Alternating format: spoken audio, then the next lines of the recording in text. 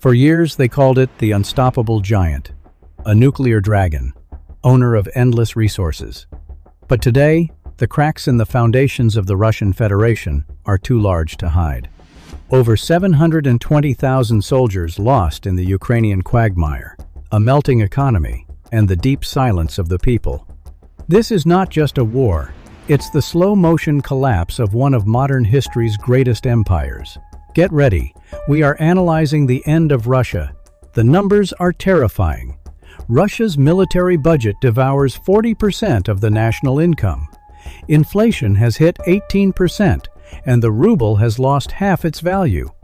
Gas exports to Europe dropped from 40% to under 4%.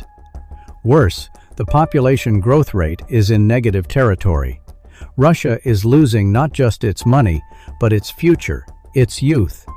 Putin set out to prevent the 1991 Soviet disaster, but ironically, he is heading full speed toward the same abyss. Why has it come to this?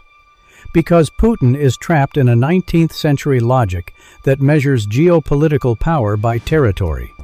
Modern power is technology, innovation, and economic integration. Russia, however, could not go beyond being a gas station.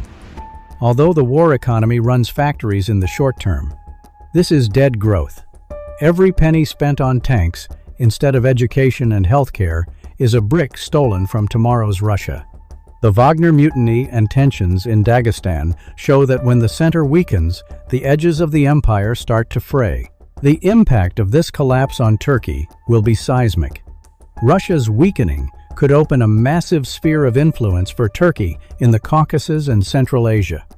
But beware, a fragmented Russia with uncontrolled nuclear weapons is an unpredictable security threat to the region. China has already begun turning Russia into an energy satellite by exploiting its northern neighbor's weakness.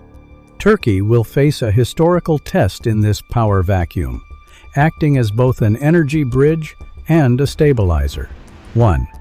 Optimistic, a radical post-Putin reform process and reintegration with the West. 2. Pessimistic, the North Koreanization of Russia, a ghost state completely closed to the outside world, surviving on nuclear threats. 3. Neutral, slow decay, a long period of stagnation where the regime survives through repression, but the society returns to the Middle Ages economically. Conclusion. History is merely a repetition for those who do not learn. Russia may be the last great empire to fall victim to its own ambition. Remember, what keeps a state standing is not nuclear warheads, but the welfare of its people and the power of law. Russia is learning this lesson in the most painful way.